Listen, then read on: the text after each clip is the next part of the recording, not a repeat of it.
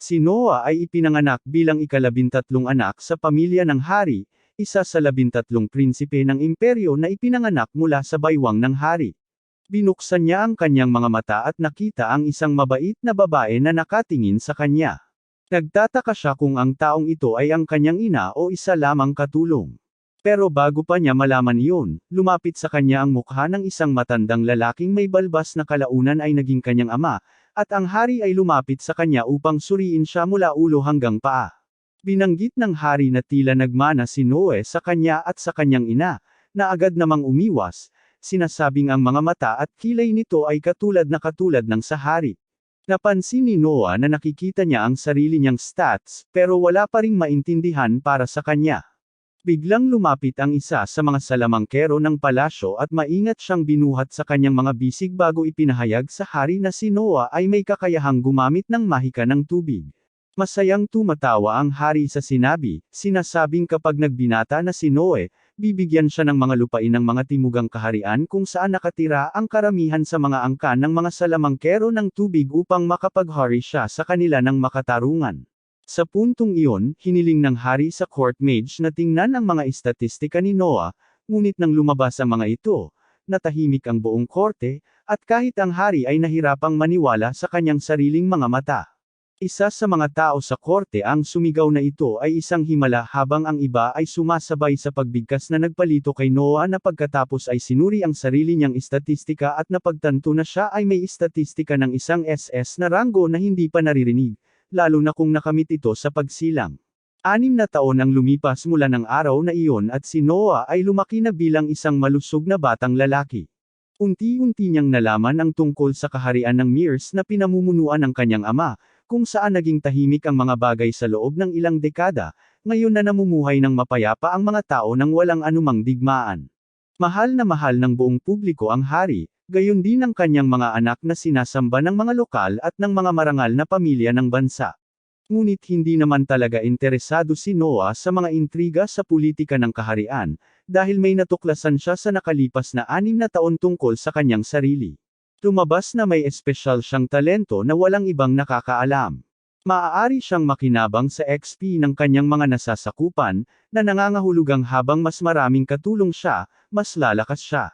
Nangangahulugan din ito na hindi tulad ng ibang tao na may limitasyon sa kanilang antas, si Noah ay maaaring umakyat sa ranggo ng walang hanggan at maging pinakamalakas na salamangkero sa planeta. Tila lubos na tapat sa kanya ang kanyang mga katulong dahil pinag-uusapan nila kung paanong kahit sa edad na 6, mas kumikilos si Noah na parang matanda kaysa bata.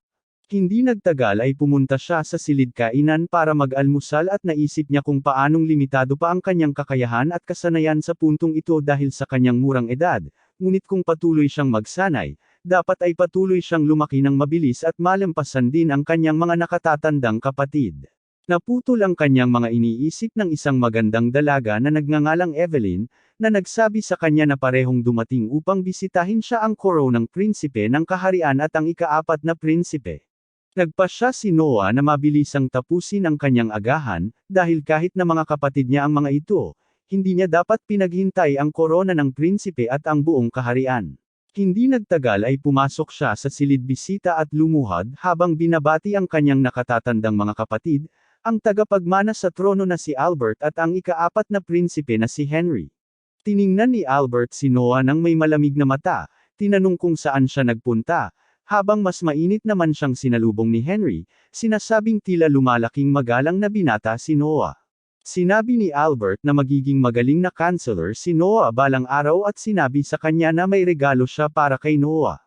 Pumapalakpak siya at agad na pumasok sa silid ang isang takot na alipin na may dalang maliit na kabaong na naglalabas ng nakamamatay na aura.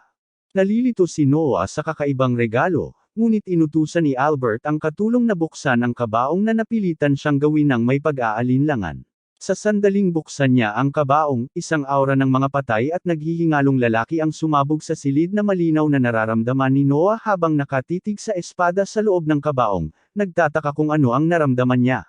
Bago pa man siya makabawi sa kanyang sarili, sinabi ni Albert sa kanya na kunin ito at tingnan kung ano ang pakiramdam. Napagtanto ni Noah na hindi niya talaga gustong hawakan ang talam, ngunit dahil regalo ito mula sa prinsipe, hindi niya talaga matatanggihan at napilitan siyang kunin ito. Marahan niyang hinawakan ang espada at binuhat kahit na masyado itong malaki para sa kanyang maliit na katawan sa ngayon. Umiti si Albert at sinabi kay Noah na alam niyang kaya ni Noah, at sa wakas ay ipinaliwanag na ang talon na ito ay isang espesyal na espada na dinisenyo para gamitin ng mga water mage at kilala bilang Leviathan. Ibinunyag din niya na bago siya, mahigit 120 katao na ang sumubok humawak nito, ngunit walang nakaligtas upang ikwento ang kanilang karanasan. Natakot siya at muntik nang mahulog ang kinang na talon, pero sinabi ni Henry na huwag siyang mag-alala dahil napakalakas ng sumpa ng espada na ito na mamamatay siya sa sandaling hawakan niya ito, kung hindi siya tatanggapin ng espada. Sa paggawa nito, parehong tumayo sina Albert at Henry para umalis, habang yumuko si Noah, iniisip sa sarili kung paano siya sinubak ng kasuklam-suklam na koro ng prinsipe na sa kasamaang palad ay kanyang sariling nakatatandang kapatid, sa pamamagitan ng napakadelikadong gawain na walang anumang dahilan. Pero alam niya na kung sasabihin niya ito ng malakas, nangangahulugan ito ng kanyang ulo sa isang tinak. Mamaya ng gabing iyon, habang naghahanda si Noah para matulog, napansin niya na tila napaka-tense ng isa sa kanyang mga katulong, kaya tinanong niya ito kung okay lang ba siya. Si Zoe, ang katulong, ay nag-atubiling sa una, ngunit nang pilitin ni Noah ang katotohanan, agad siyang lumuhad, sinasabing gusto niyang magbakasyon dahil may baha sa kanyang nayon at natangay ang lahat. Nagugutom ang kanyang pamilya at balak niyang ibenta ang kanyang katawan sa Red Light District sa pag-asang makalakam ng sapat na pera para matulungan ang kanyang pamilya. Sinabi ni Noah sa kanya na tumigil sa pagsasalita, sinasabing si Zoe ay kanyang personal na katulong at hindi niya ito maaaring palayain ng matagal. Sinabi niya sa kanya na dalhin ang kanyang ina sa hasyenda at bibigyan niya ito ng trabaho bilang tagasara ng likurang gate at babayaran siya ng $5,000 kada buwan. Nalilito si Zoe dito at sinasabing hindi pa siya nakarinig ng anumang posisyon na ganito at kahit pa ganoon, tila napakataas ng sweldo. Sinabi ni Noah sa kanya na huwag mag-alala tungkol doon at sinabi rin sa kanya na may bakanting bahay sa kanlurang labas ng kabisera, na maaari niyang tirahan kasama ang kanyang ina. Hindi makapaniwala si Zoe sa kanyang narinig at nagsimulang tumulo ang luha nang lumabas si Dylan, ang house butler, at tinanong si Noah kung may gusto siyang ipabili. Tinatanong siya ni Noah kung alam niya ang pagbaha sa bayan ni Zoe at sinasabihan siyang bumili ng maraming lupa hanggat maaari sa lugar na iyon. Nalilito si Dylan dahil masamang pamumuhunan iyon, pero sinabi ni Noah sa kanya na kailangan nilang protektahan ang mga nangangailangan doon dahil kung hindi sila makikialam, maraming kontrabida ang mananakop sa lupang iyon at magsisimulang manirahan ng walang pahintulot. Nagulat si Dylan dito at tinanong ni Noah kung anong problema, pero sumagot si Dylan na nagulat lang siya kung gaano kahusay pinamamahalaan ni Noah ang sitwasyon na may pagkaunawa ng isang may karanasan na tao gayong hindi pa siya nakaranas ng ganito dati. Iniisip ni Noah kung paano niya nasaksihan ang higit pa sa kanyang makakaya na pagkawasak sa kanyang nakaraang buhay, ngunit malinaw na hindi niya ito maaaring ipaalam kanino man. Sumagot si Dylan na ayon sa kanyang pagtatansya, ang buong lupain ay nagkakahalaga ng humigit kumulang $70 milyong na ikinagulat ni Zoe. Kahit si Noah alam na napakalaking halaga nito, ang buong grupo niya ng mga tagasunod ay kumikita ng humigit kumulang $80,000 sa isang taon. Siya mismo ay may humigit kumulang 50 milyon sa pondo mula sa buwis at mga regalo mula sa kanyang mga kapatid, ngunit may natitira pa ring $20 milyong. Tumingon siya at tinanong si Dylan tungkol sa lupang mayroon sila sa timog ng kabisera at sinabing kailangan nilang ibenta ang lupang iyon. Nagulat si Dylan at pinayuhan si Noah na huwag gawin iyon dahil ang lupang iyon ay regalo mula sa kanyang ama, ang hari mismo, at ang pagbebenta sa lupang iyon ay magiging hindi may lalarawang bastos sa kanyang sariling pamilyang imperyal. Sinabi ni Noah sa kanya na huwag mag-alala sa lahat ng iyon dahil siya na ang bahala sa kanyang sariling ama mamaya, at sinabi sa kanila na ang mga maharlika ay may tungkuling isakripisyo ang kanilang sarili upang magdala ng kapayapaan at kaligayahan sa kanilang mga nasasakupan. Higit pa rito, alam din niya na ang isang marangal na nagpapanggap na martir ay minamahal ng publiko na maaaring maging kapaki-pakinabang sa madaling panahon. Yumuyuko si Dylan sa kanya at sinasabing siya na ang bahala sa lahat bago umalis upang gawin ang lahat ng kinakailangang paghahanda. Kinabukasan, naghanda si Noah kasama ang kanyang hukbo ng mga katulong upang ihanda ang lahat para sa inspeksyon ng binahang lugar nang siya ay tawagin ng ika-4 na prinsipe na si Henry. Agad siyang tumakbo papunta sa kanya na may mainit na pagbati, humihingi ng paumanhin dahil hindi siya nakarating ng mas maaga, ngunit sinabi ni Henry na huwag siyang mag-alala at tinanong kung saan talaga pupunta si Noah. Sumagot si Noah na may isang rehiyon na tinatawag na Dasa na lubos na binaha at balak niyang bumili ng lupa doon. Plano rin niyang suriin ang lugar upang masuri ang pinsala. Napansin ni Henry ang espada na ibinigay sa kanya ni Albert at tinanong niya ito kung balak nitong gamitin iyon sa pagbisita niya. Sumagot si Noah na dala niya ito sakaling kailanganin niya, pero hindi pa siya sigurado, dahil wala pa siyang nararamdamang kakaiba tungkol dito mula nang una niyang makita ito. Dinala ni Henry si Noah palayo sa mga mapanghimasok na mata at sinabi sa kanya na medyo nag-alala siya tungkol sa espada at sa biglang pagiging mapagbigay ni Albert, kaya nag-research siya mag-isa at nalaman na tila may sariling isip ang espada at tanging ang taong kinikilala nito bilang tunay na Panginoon ang makokontrol nito.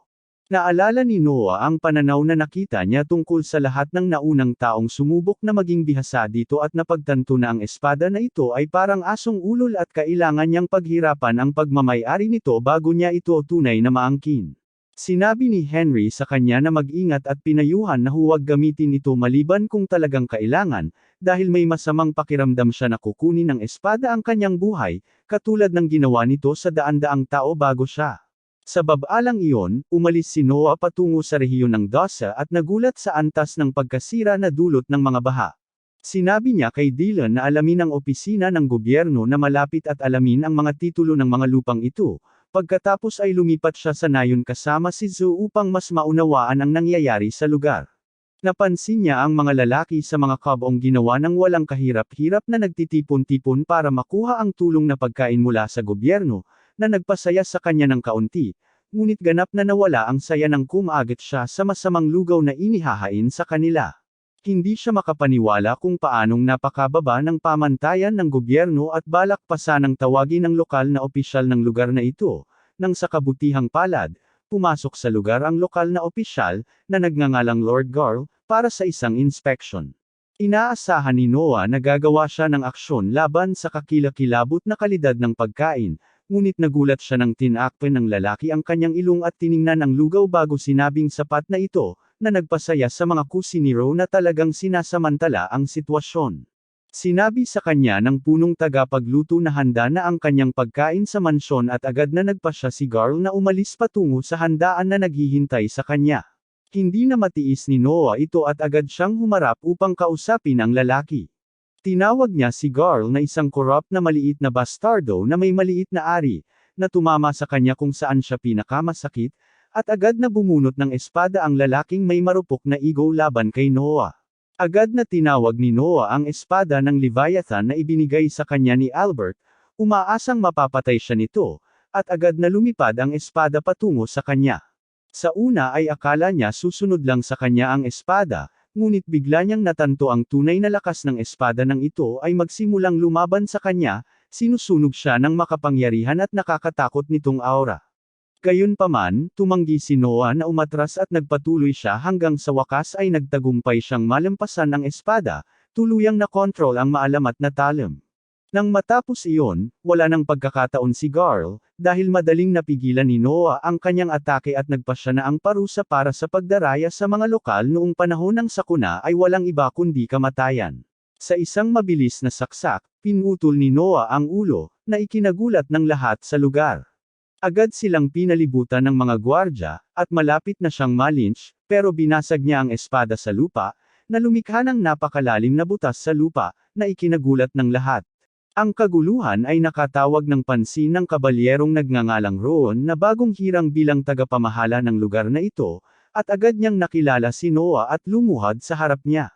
Nagulat ang lahat pero sumunod din sila, lumuhad sa harap niya habang sinasabi ni Noah kay Rowan na ang unang kailangan niyang gawin ay tiyakin na lahat dito ay makakakuha ng masarap na pagkain, at agad humingi ng paumanhin si Rowan sa kanyang pagkukulang at sinimulan ang gawain. Pagbalik niya, agad siyang tinawag ng kanyang ama sa kabisera, kung saan inaasahan niyang mapapag-alitan, ngunit nagulat siya nang purihin siya ng kanyang ama sa paggawa ng mga desisyon noong ginawa niya ito at muling sinuri ang kanyang mga estatistika, na lumaki mula noong huli niyang makita ang mga ito. Nagpasalamat siya kay Noah sa tulong nito, at sinabi sa kanya na kakailanganin niya itong patuloy na tumulong sa paghahari sa kahariang ito. Lumipas ang ilang araw, ngunit nanatili si Noah sa kabisera ng lungsod, dahil ang lungsod na ito ang pinakamahalagang bahagi ng buong kaharian at ang pinakamaunlad na lugar, kung saan dumarating ang napakaraming mahuhusay na tao upang maghanap ng trabaho. Ang plano niya ay makuha ang isa sa mga mahuhusay na taong ito para sa sarili niya upang mapataas ang kanyang sariling estatistika at mabilis na maging isang puwersang dapat i-consider. Ang una niyang kandidata ay isang batang babae na narinig niya na sinasabing napakahusay na mang-aawit na kamakailan ay pinag-uusapan bilang isang napakatalinong bagong talento. Nalaman niya ang teatro kung saan siya magtatanghal at umupo sa tabi ni Zoe, upang makita kung karapat-dapat ba siya sa mga sinasabi o hindi. Hindi nagtagal, isang batang babae na may sombrero na tinatawag na Ollie ang lumabas sa entablado at naghandang magtanghal sa harap ng madla. Hindi nagtagal, nagsimula na siyang kumanta at agad na namangha si Noah sa kanyang boses. Alam niya na hindi siya ang pinakamahusay na teknikal na mang-aawit na narinig niya, pero siya talaga ang mang-aawit na tila talagang mahal ang kanyang sining. Sa palagay niya, sa tamang pagsasanay at gabay, makakamit niya ang kadakilaan at sinimulan niyang isaalang-alang na kunin siya sa kanyang pangangalaga. Bago pa man matapos ang pagtatanghal, isang grupo ng mga basag-ulo ang pumasok sa loob ng teatro at sumigaw kay Ollie na tumahimik. Nakahawak ng hininga ang buong madla. Nagtataka kung ano ang gusto ng mga kontrabida habang si Ollie ay nakatayo doon na takot habang papalapit ang mga tauhan sa entablado. Sinubukan ng isa sa mga manggagawa na makialam, ngunit agad siyang itinulak ng mataba bago tumalon mismo sa entablado. Sinigawan niya ito na magbayad, sinasabing hindi siya makakakuha ng sapat na pera sa pagkakanta sa mga entabladong ito para mabayaran ang utang ng kanyang ama. Nanginginig siya habang sinasabi sa kanya na pakiusap ay palayain siya dahil nagtatrabaho siya para kumita at babayaran sila sa lalong madaling panahon. Pero sinabi ng mataba sa kanya na basura ang paraang ito ng pagkakakita ng pera at kung gusto niyang kumita ng malaking halaga ng mabilis at madali, kailangan niyang magsimula ng social media channel at mag-upload doon ng mga thirst trap o mga selfie pics at baka pati na rin ng kanyang tubig sa paliligo. Sinabi niya sa kanya na siya ay isang iginagalang na dalaga at hindi kailanman gagawa ng mga bagay na tulad nito, ngunit tinakot siya ng matabang lalaki na babaliin ang dalawang binti niya kung hindi siya susunod sa sinasabi nito. Doon nagpasya si Noah na makialam at sinabihan ang matabang lalaki na lumayo agad sa babae. Tumingon ang mataba at sinabihan si Noah na bumalik sa kandanggan ng nanay niya at uminom ng gatas kung hindi ay bubugbugin niya ito. Wala namang pakialam si Noah. Tumalon siya mula sa upuan at nagsimulang maglakad patungo sa entablado, sinasabi sa mataba na ilegal na ipagpalagay sa mga bata ang batas ng kanilang mga magulang sa pamamagitan ng utos ng batas ng imperyo. Bukod pa rito, ilegal din ang pagpilit sa mga tao na ipagbili ang kanilang katawan para makabayad ng anumang uri ng utang. Galit na hinawakan ng matabang lalaki ang kwelyo niya at itinaas sa ere, sinasabing ngayon na ang huling araw ni Noah sa mundo, pero hindi naman niya talaga alam kung sino ang kanyang kausap. Sa isang iglap lang ng kanyang mga daliri, lumilikha si Noah ng nakakatakot na kulay lilang aura na nagpabagsak sa tatlong tauhan sa lupa, habang binunot ni Noah ang kanyang espada at itinutok ito sa matabang lalaki. Napagtanto ng mga basag-ulo na baka sila ang matalo sa puntong ito, kaya agad nilang itiniklap ang kanilang mga buntot sa pagitan ng kanilang mga binti at agad na nagsimulang tumakbo palayo. Lumapit si Zoe sa nasugatang manggagawa at tinulungan siyang tumayo, habang sinabi ni Noah sa kanya na ipadala sila sa kanya kung babalik sila sa lugar na ito para manggulo. Inabot ni Zoe sa kanya ang isang business card at nagulat ang manggagawa nang makitang ang batang nasa harapan nila ay talagang isang prinsipe ng kahariang ito. Hindi naman talaga nagmamalasakit si Noah sa pagdiriwang, at lumingon kay Ollie at tinanong kung magkano ang buwanang gastos nito. Pinag-isipan niya ito sandali, isinasaalang-alang ang katotohanang kailangan din niyang harapin ang pagtrato ng kanyang ina, at sumagot na ang kanyang buwanang gastusin ay dapat nasa $600. Sinabi ni Noah sa kanya na babayaran niya siya ng $500 bawat buwan para makapagtrabaho siya sa pagkanta niya at gumaling. Nagulat siya sa narinig niya at hindi talaga makapaniwala sa sariling pandinig, habang sinasabi ni Noah sa kanya na tataas din ang kanyang sweldo habang gumagaling siya. Sa sinabing iyon, sinabi niya sa dalaga na tapusin ang kanta dahil gusto niyang marinig kung paano ito magtatapos, at bumalik sa kanyang upuan. Mamaya ng gabing iyon nang bumalik siya sa sarili niyang bahay, sinalubong siya ng kanyang mga katulong nang bigla niyang mapansin na ang mga gun mula kaninang hapon ay nakayuko ang ulo sa lupa, nagmamakaawa na makaharap siya para makahingi ng tawad. Alam niya na ngayon lang nila natanto na siya ang prinsipe ng kaharian, ngunit nagpasya siyang huwag silang harapin at sinabi sa kanyang katulong na paalisin sila, sa pagsasabing walang oras ang isang prinsipe para makipagkita sa mga taong basta-basta. Sa sandaling iyon ay dumating din ang kanyang nakatatandang kapatid na si Henry, na nagsasabing tama ang kanyang desisyon dahil mawawala ng halaga ang kanyang sariling awtoridad bilang prinsipe kung makikipag-usap siya sa mga karaniwang tao tuwing gusto nila. Sinabi ni Noah sa kanya na hindi lang iyon ang dahilan kung bakit niya nagpasya na paalisin sila at ipinaliwanag na gusto niyang isipin nila na galit pa rin siya sa ginawa nilang kalokohan sa babae kanina at baka matakot sila ng sapat para hindi na subukang muli siyang abalahin. Tinanong ni Henry kung sino ang batang babaeng ito at bakit parang interesado siya sa kanya. Sinasabi niya na talagang magaling siyang kumanta at sa palagay niya ay magiging malaking tulong siya sa kaharian kung patuloy siyang magpapabuti. Umiti si Henry, sinasabing napakabata pa niya, pero iniisip pa rin ang mga komplikado ng sitwasyon na parang matanda. Binanggit niya na malapit lang ang edad nila ni Gary, pero parang bata pa rin ito kung umakto at hindi kasing talino niya. Magalang na sumagot si Noah na malapit na ring maintindihan ni Gary ang sitwasyon. Alam niya na kahit tinatawag niya silang mga kapatid, sina Henry at Gary ay tunay na magkakapatid sa dugo dahil iisa ang kanilang ina, samantalang iba ang kanyang ina. Pagkatapos ay ibinaling ni Henry ang usapan sa kanyang espada, sinasabing hindi niya talaga inisip na posible iyon, ngunit tila seryosong pinagkadalubhasaan ni Noah ang espada. Tinanong niya kung saan mismo ang espada at kung paano niya ito madadala dahil masyado itong malaki para sa kanya. Bumangon si Noah at ipinakita kung paano niya ginagawa iyon habang mabilis niyang ginamit ang kanyang mahika upang ipatawag ang espada mismo sa harap ng kanyang kapatid. Nagulat si Henry dahil ito ang unang pagkakataon na nakita niyang may naglabas ng mga bagay mula sa puwit nila at tinanong niya kung gaano kalayo niya ito ipinasok at kung masakit ba ito.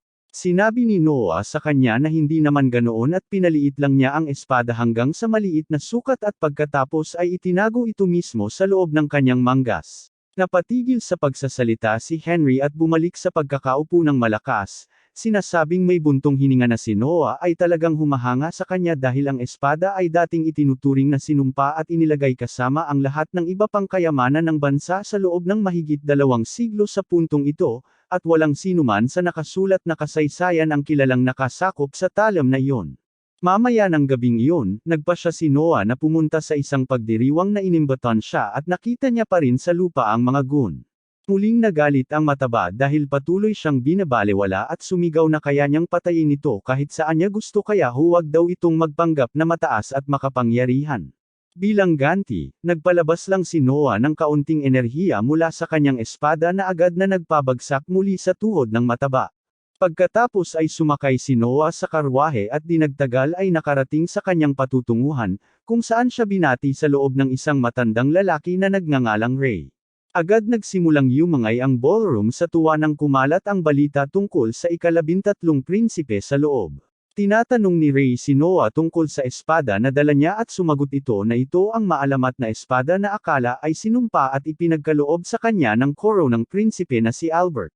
Kaagad itong nakapagpahanga sa lahat ng nasa silid habang nagsisimula silang mag-usap tungkol sa kung gaano kalaking bagay ang makatanggap ng personal na regalo mula sa korona ng prinsipe.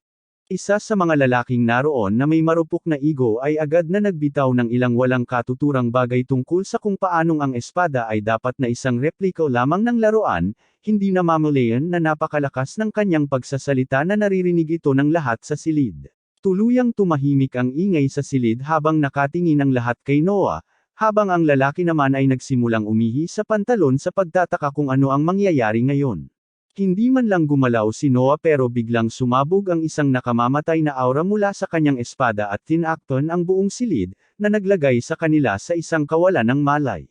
Agad na sinabi ni Noah sa espada na tumigil at nawala ang aura. Habang nagulat si Ray sa mga kapangyarihan na nagsasabing lahat ng nasa silid ay medyo nakaramdam na malapit sa kamatayan. Ilang sandali pa ay umupo siya sa isang maliit na trono habang lahat ng nasa silid ay lumalapit sa kanya upang magbigay galang at makuha ang kanyang pabor. Lahat sila ay tila napaka-boring sa kanya pero sa wakas ay lumapit ang isang lalaking blonde na nagngangalang Alan, nagpakilala sa sarili at sa kanyang inampun na anak na si Cindy. Tila nagising ang batang babae sa presensya ni Noah, ngunit nagpasya si Noah na huwag pansinin iyon at tinanong kung paano niya napagtibay ang bata. Ipinaliwanag ni Alan na orihinal niyang binili siya mula sa isang slave market ngunit nagpakita siya ng malaking determinasyon at katatagan at talagang mabilis matuto habang matalino sa pakikipag-ugnayan sa lipunan. Dahil wala siyang sariling anak, nagpasya siyang ampunan siya bilang sarili niyang anak. Umiti si Noah sa kanya, sinasabing gusto niya ang mga ganitong kwento, at inanyayahan ang dalawa pabalik sa kanyang mansyon para mag-usap pa. Tila talagang natuwa si Alan sa katotohanang siya lang ang kinilala sa kanilang lahat, ngunit sinabi ni Noah kay Ray na ang pangunahing dahilan kung bakit niya sila kinilala ay dahil sa hindi maipaliwanag na paraan ay alam ni Cindy ang kanyang kapangyarihan. Ipinakita niya ito sa pamamagitan ng pagpapalabas ng kaunting enerhiya mula sa kanyang espada, ngunit agad itong nakilala ni Cindy at lumingon upang tiyakin na hindi sila aatakihin. Lumipas ang ilang araw mula nang mangyari ang insidenteng iyon, nang isang araw habang naglalakad-lakad si Noah, nakasalubong niya ang ikawalong prinsipe na si Oscar, na nagdesisyong maglakad kasama niya sa palengke at subukang maghanap ng mga kawili-wiling bagay. Habang naghahanap ng iba't ibang bagay, napansin ni Noah ang isang grimoire at nang kunin niya ito, biglang nagbago ang isa sa kanyang mga estatistika at naging S-ranked. Agad siyang nagkaroon ng interes at binili ito ngunit napansin niyang tila nagre-react ang kanyang espada dito. Tila kinikilala ni Oscar ang aklat bilang isang mahiwagang tomo na ginawa ng isang salamangkero noong matagal ng panahon ngunit biglang bumukas ang aklat at nagpalabas ng isang malaking halimaw sa bukas. Sinabi ni Oscar kay Noah na lumayo at pumunta sa ligtas na lugar, ngunit kinuha lang ni Noah ang kanyang espada at humarap sa demonyo. Sinubukan niyang hatiin ang mahiwagang nilalang ngunit nabigo sa unang pagkakataon. Doon niya napagpasyahang gumamit ng kaunting dagdag na mahika sa susunod niyang hiwa at itinuro ito pataas para hindi na siya makasira ng iba. Sa gayon, ang mahiwagang nilalang ay naglaho habang nakatayo si Oscar doon at nagtataka kung gaano nakalakas ang kanyang nakababatang kapatid sa puntong ito. Habang pinapanood ang kamanghamanghang tagumpay na ito, isa sa mga may-ari ng tindahan ang tumakbo palabas at yumuko sa lupa, humihiling kay Noah na tingnan ang isang bagay na mayroon siya sa kanyang tindahan na para na ring kayamanan. Dinala niya ang mga prinsipe pabalik sa kanyang tindahan at ipinakita sa kanila ang isang mahiwagang singsing, sinasabing hindi pa tinatanggap ng singsing na ito ang sinuman bilang may-ari at hiniling kay Noah na subukan ito. Isinuot ni Noah ang singsing sa kanyang hinlalaki at agad na nag-activate ang mahika at ang buong katawan niya ay natakpan ng magandang baluti. Nagulat ang tindero pero gustong-gusto talaga ni Noah at binili niya ito kaagad-kaagad. Pero tumanggi si Oscar na siya ang magbayad nito, sinasabing regalo ito sa kanya mula sa kanyang panig. Nang maayos na ang lahat, nagpasya siyang bumalik sa teatro para panoorin si Ali na kumakanta ngunit pagkalabas niya ng karwahe, inatake siya ni Fatty gamit ang espada. Agad na gumamit si Noah ng kalasag sa kanyang singsing upang harangan ang atake habang pinabagsak ng driver ng karwahe sa lupa ang mataba at inaresto ito. Wala nang pakialam si Noah sa puntong ito at pumasok sa auditorium para panoorin si Ali sa entablado, habang nakikipag-usap sa dalawang lasing na lalaking nag-aaway dahil sa kanya. Nakialam si Noah at ginamit ang kanyang mahika para sirain ang kanilang mga damit, pagkatapos ay tumakbo sila palayo sa teatro.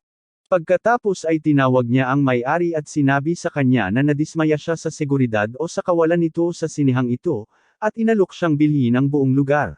Nang medyo nag-aatubili ang may-ari, agad naman naglabas si Zoe ng $100,000 mula sa kanyang puwit, na nagbigay sa may-ari ng lahat ng motibasyong kailangan niya at agad niya itong ibinenta. Nagpasalamat si Zoe sa prinsipe, sinasabing hindi niya kailanman mababayaran ang utang na loob niya rito, ngunit sinabi sa kanya ng prinsipe na mag-focus sa pagkanta dahil gusto niyang kumanta siya sa harap ng hari balang araw.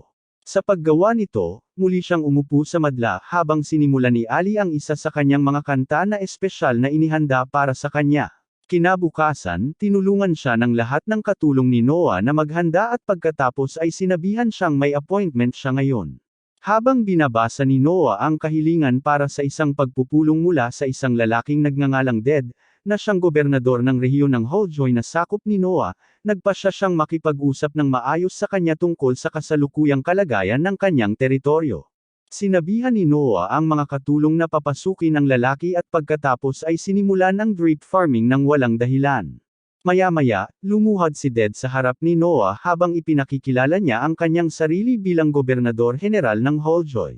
Binibigkas niya ang buong formal na talumpati na ginagawa ng lahat habang dinidilaan ang mga boto ng mga maharlika, ngunit sinabihan siya ni Noah na huwag nang gawin ang bahagi at kumuha ng upuan.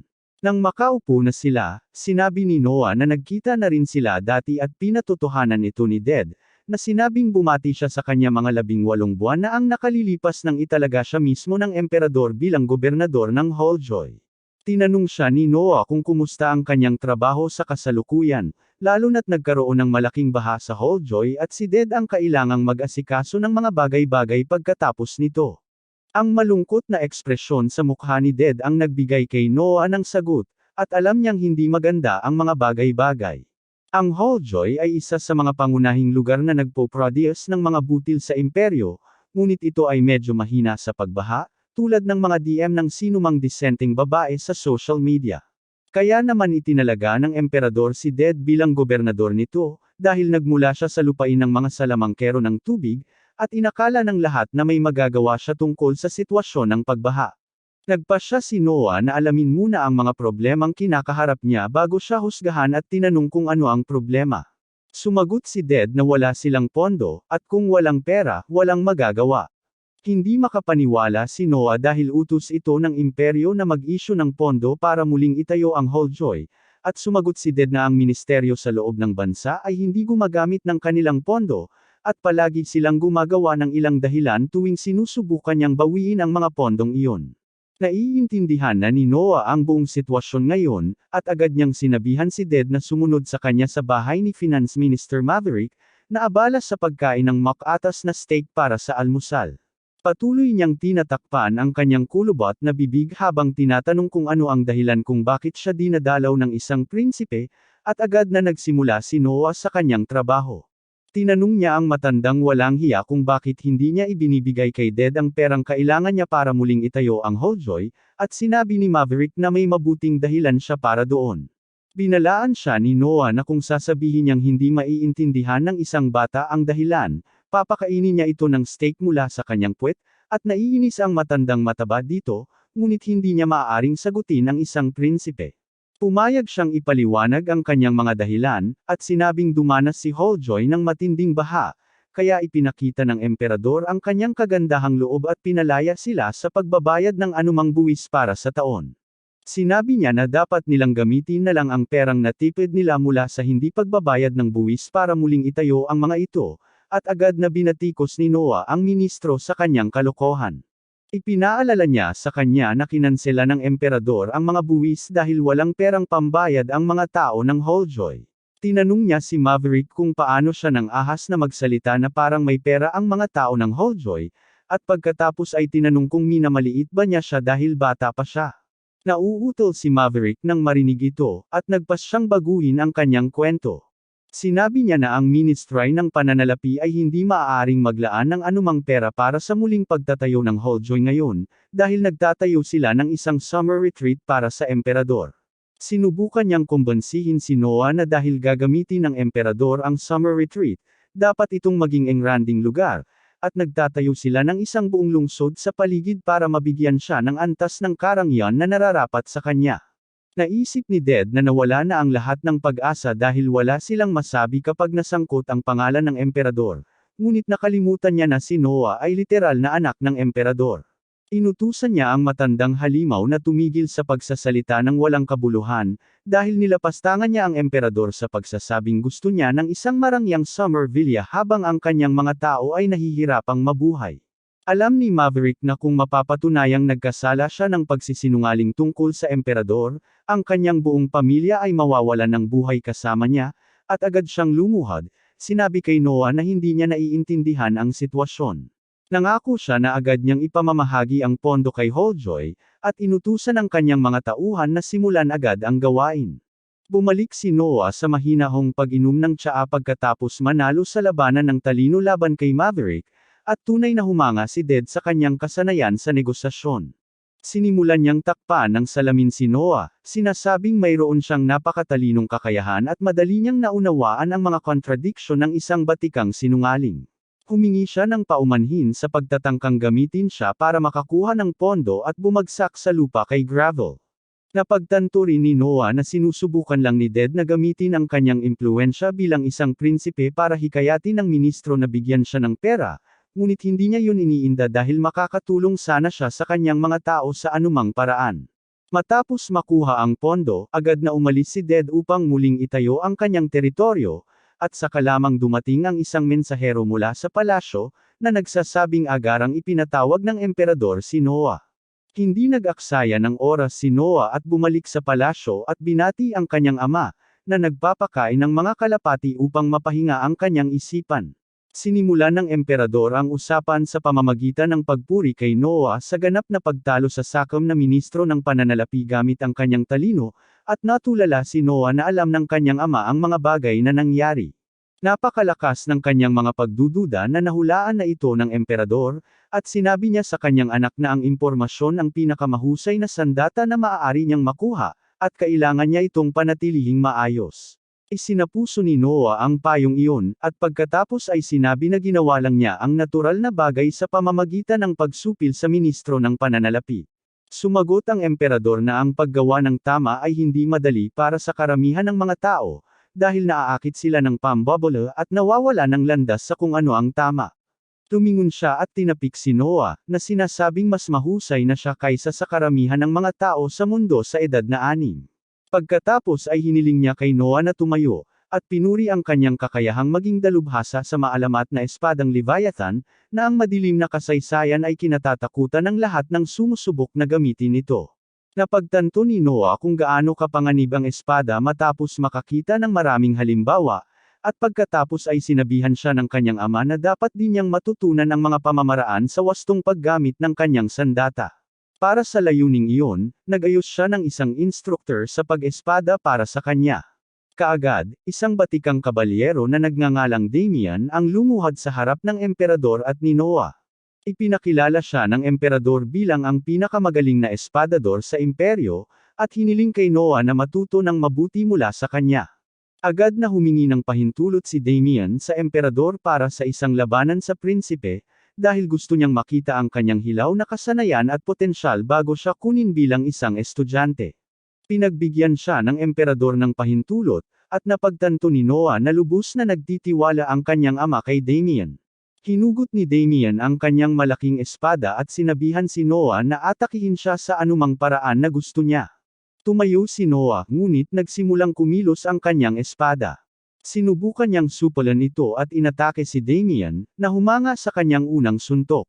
Naramdaman ni Noah ang mga alaala ng mga dating gumagamit ng Leviathan na dumadaloy sa kanyang isipan, at ginamit niya ang mga alaalang iyon upang suruan ang armas ni Damian sa loob lamang ng ilang suntok. Tinanggap ng kabalyero ang pagkatalo at sinabi sa emperador na wala siyang maituturo kay Noah, dahil ang kanyang pamamaraan ay kapantay na ng Swordmaster.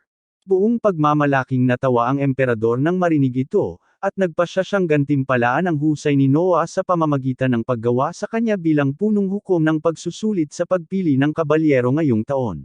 Malugod na tinanggap ni Noah ang responsibilidad, dahil alam niya na lahat ng mahuhusay na mandirigma mula sa imperyo ay nakikilahok sa pagsusulit, dahil ang mananalo ay maaaring umangat sa ranggo ng maharlika.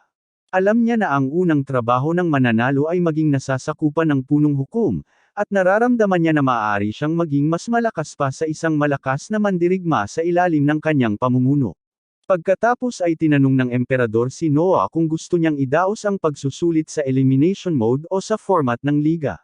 Gayunpaman, sa halip na magbigay ng sagot dito, gumawa si Noah ng isang nakakagulat na kahilingan. Gusto niyang alisin ang regional preliminary round, at sa halip, idaos ang buong pagsusulit sa kabisera, upang siya mismo ang humatol sa lahat ng mandirigma at matiyak na walang mahuhusay na mandirigma ang matatanggal sa mga hindi makatarungang dahilan. Sinabihan siya ng emperador na gawin ang anumang gusto niya, at dahil doon, bumalik si Noah. Kinausap niya si Zhou tungkol sa pagsusulit sa pagpili ng kabalyero, at tinanong kung mayroon ding kandidato sa kanyang nayon. Pinagtibay niya, sinasabing iisang lalaki ang ipinapadala nila sa pagsusulit bawat taon, umaasang magdadala ito ng karangalan sa kanilang nayon. Sinabi sa kanya ni Noah na walang prelims ngayong taon, kaya maaari silang magpadala ng mas maraming lalaki. Ngunit hindi ang talento ang problema. Nahihiyang sinabi ni Zhou kay Noah na iisa lang ang ipinapadala nila, dahil yun lang ang kaya nilang bayaran kahit na nagbukas na sila ng GoFundMe para sa lalaki. Sinabi niya na lahat ng bagay ay mahal sa kabisera, mula sa pagkain hanggang sa tuluyan, at walang sinuman ang may pera para doon. Nagpasya si Noah na lutasin din ang isyong iyon, na ipinahayag na sasagutin niya ang mga gastos ng lahat ng kalahok upang walang mahuhusay na mandirigma ang matatalo kahit bago pa man lumaban. Agad niyang ipinatawag si Dylan at sinabihan itong bilhin ang lahat ng bakanteng bahay sa kabisera, at kung hindi yun sapat para mapaunlakan ang lahat ng kalahok, inutusan niya itong magtayo ng ilang dormitoryo. Tungkol naman sa pagkain, sinabihan ni Noah ang mayordoma na kausapin ang lahat ng mga negosyanteng may koneksyon sila, at personal din niyang kinausap si Alan tungkol dito. Binigyan siya ni Alan ng tansya, ngunit alam ni Noah na binigyan siya nito ng malaking diskwento na mag-iiwan sa kanya ng pagkalugi. Tinanong niya ang dahilan sa likod nito, at magalang na sinabi ni Alan na hindi nila maaaring tanggihan ang isang kahilingan mula sa ika-13 prinsipe. Ang ganitong uri ng pambobola ay hindi gagana kay Noah, at sinabi niya na walang mangangalakal na nagbibigay ng kanilang pera ng walang dahilan. Nagulat si Alan na nahuli ni Noah ang kanyang mga lihim na motibo, at sinabi sa kanya na mayroong pagsusulit para sa pagpili ng mga tagapaglingkod para sa palasyo ng hari na ginaganap sa parehong antas sa pagsusulit sa pagpili ng kabalyero. Sinabi niya na gusto niyang malaman kung anong uri ng mga tao ang napili doon, at agad na naging pamilyar si Noah sa kanyang laro. Napagtanto niya na nais ni Alan na maglagay ng isang babae sa palasyo upang mabigyan siya nito ng anumang bagong impormasyon na kumakalat doon. Bukod pa riyan, kung ang hari ang magiging sugar daddy ng babae, maaaring kumita si Alan ng malaking kita. Biglang kinabahan si Alan at sinabi kay Noah na ang kanyang kahilingan ay walang kaugnayan sa bagay na ito, dahil nagpadala na siya ng regalo para sa pagsusulit sa pagpili ng tagapaglingkod sa kanyang mansyon. Humanga si Noah na alam ni Alan kung paano pasayahin ang mga tao, at nagpasya siyang suportahan siya. Sinabi niya na kung ang isang babae ang kanyang mapapangasawa, tiyak na irerekomenda niya ito para magtrabaho sa palasyo. Tuwang-tuwa si Alan nang marinig ito, ngunit sinabihan siya ni Noah na huwag nang ituloy ang kanyang mga kabayo dahil kailangang matugunan ng lubusan ng mga babae ang kanyang mga kahilingan. Malugod na tinanggap ni Alan ang kanyang kondisyon at sinenyasan si Cindy, na sinasabing pipili siya ng isang babae na tutugon sa lahat ng kanyang mga kahilingan.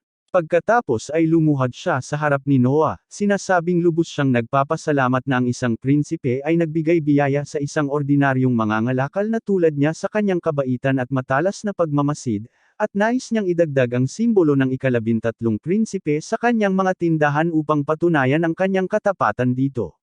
Natuwa si Noah nang marinig iyon, ngunit binalaan niya si Alan na hindi niya patatawarin ang anumang uri ng pagtataksil. Umuwi si Noah dala iyon, at nalaman niyang tumaas ang kanyang mga estatistika matapos niyang kunin si Alan bilang isang nasasakupan, ngunit biglang napansin niya ang isa sa kanyang mga estatistika na bumaba, at ang ranggo ng SS sa kanyang katangiang pangtubig ay naging ranggo ng kapatagan. Nag-alala si Noah na maaaring may nangyari sa kanyang teritoryo ng Almeria, at sinabihan niya si Zhou na agad na pumunta sa palasyo dahil kailangan niyang makipagkita sa emperador. Ipinaabot niya ang utos nito sa kutsero ng karwahe, at si Noah ay nasa harap na ng emperador pagkalipas ng ilang minuto. Sinabi niya rito na may nangyaring masama sa Almeria, at ang tono ng tugon ng emperador ay nagpaisip sa kanya na alam na niya ito. Sinabi sa kanya ng emperador na mayroon lamang siyang ideya na may mali, ngunit wala pang patunay. Nang sandaling iyon, isang katulong ang lumapit doon at bumulong ng isang bagay sa kanyang tainga, na nagpapatunay sa kanyang mga pagdududa. Sinabi ng emperador kay Noah na mahusay ang ginawa niyang pag-alam na may mali, dahil mayroong isang rebelyon sa Almeria. Tinanong niya si Noah kung gaano kalaki sa palagay niya ang kasalukuyang kalagayan nito, at nang makitang isa lamang sa kanyang mga kasanayan ang bumaba ang halaga, naisip ni Noah na hindi ito isang malaking rebelyon sa ngayon. Pinagtibay ito ng hari at sinabing nakakita sila ng humigit kumulang 5,000 rebelde sa Almeria. Tinanong niya si Noah kung mayroon ba siyang plano na sugpuin mismo ang rebelyong iyon, at sinabi niya na hindi ito magagawa niya dahil bata pa siya at walang karanasan sa labanan, at hindi niya alam kung susundin siya ng mga sundalo ng taos puso. Iminungkahi niya na magpadala ang emperador ng isa pang prinsipe upang supalan ang rebelyon, at nagulat ang matanda sa makatuwirang pamamaraan ni Noah sa sensitibong isyong ito. Nagpasya siyang suportahan ang kanyang desisyon at nagtanong kung magtatalaga siya ng sinuman upang lipulin ang mga rebelde. Iminungkahi ni Noah na si Henry ang pinakamahusay na tao para sa trabahong ito, dahil nagtitiwala siya sa kanyang paghatol.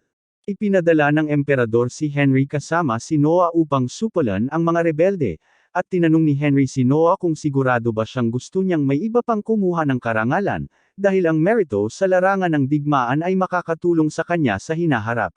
Sinabi ni Noah na kailangan niya ng karanasan upang pamunuan ang kanyang mga sundalo, at ayaw niyang mamatay sila ng walang kabuluhan dahil sa kanyang maling pamumuno. Nang sandaling iyon, tumugon ang kanyang espada sa ilang puot at agad na inutusan ni Noah na ihinto ang karwahe.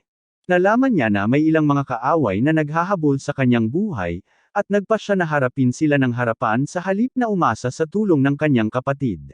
Tumalon siya palabas ng karwahe, at ang mga sulo sa tabi ng ruta ay namatay. Sa sumunod na sandali, ang mga haligi ng tubig ay sumabog mula sa lupa upang atakihin siya mula sa lahat ng panig, ngunit hinaranggan sila ni Noah sa pamamagitan ng pagbabagong anyo ng Leviathan bilang isang kalasag. Napagtanto niya na ang mga umaatake sa tubig ay tiyak na mga rebelde mula sa Almeria, at agad silang pinabagsak gamit ang kanyang mahusay na kakayahan. Humanga si Henry sa kanyang paglaki, at sinabing maganda sana kung napag-iimbestigahan nila ang mga walang hiyang ito. Sinabi sa kanya ni Noah na kaya pa rin nila itong gawin dahil hindi niya sila pinatay, at pinatumba lamang sila gamit ang aura ng kanyang espada. Muli na namang humanga si Henry sa kanyang kapatid, at pagkatapos ay sinabi niyang narinig niya na ang mga rebelde ay halos puro kabalyerya, kaya hindi niya inaasahan ang anumang mamamatay tao. Nang marinig ang pahayag na iyon, napagtanto ni Noah na may mali, dahil wala silang magagaling na kabayong pandigma sa Almeria. Kinabukasan, pumunta siya kay Alan at sinabi sa kanya ang pinakasekretong sekreto na nagkaroon ng rebelyon sa Almeria. Binigyan niya si Alan ng $10,000 para agad na makabili ng lahat ng pagkain ng kabayo sa palengke, dahil nalaman na niya na binili ng mga rebelde ang mga kabayong pandigma mula sa ibang tao, ngunit kailangan nilang bumili ng pagkain mula sa mga kalapit na palengke mismo. Kung wala silang mabibili, hindi sila makakakuha ng sapat na pagkain para mabuhay ang kanilang mga kabayo kahit na matapos nilang pagnakawan ang mga sibilyan, at sa ganoong paraan, masihina sila sa labanan. Di nagtagal pagkatapos noon, tinawag ng emperador si Noah upang sabihin sa kanya na inutusan niya ang kanyang mga tauhan na imbestigahan ang mga mamamatay tao, at nakakuha sila ng ilang kapaki-pakinabang na impormasyon mula sa kanila. Hindi layunin ng mga mamamatay tao na patayin si Noah, kundi gusto nila siyang dukutin at gamitin bilang bargaining chip. Gayunpaman, sinabi ni Noah sa kanyang tatay na ang sinumang mamamatay tao na madaling magbunyag ng katotohanan ay malamang na nagsisinungaling. Ipinagmamalaki ng emperador na ang kanyang anak ay may sentido komun na higit pa sa kanyang edad, ngunit sinabihan niya itong huwag mag-alala dahil may paraan siya para malaman kung ang isang tao ay nagsisinungaling o hindi.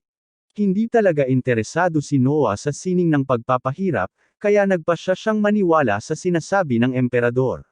Pinuri ng emperador si Noah sa mabilis na pakikitungo sa mga rebelde, dahil kung mahuli siya, mahihirapan silang harapin ang mga rebelde.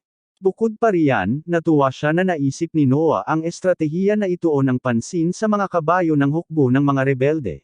Nanlaki ang mga mata ni Noah sa gulat dahil inutusan niya si Alan na bumili ng pagkain ng kabayo ilang minuto lang ang nakalipas, at alam na ito ng kanyang ama.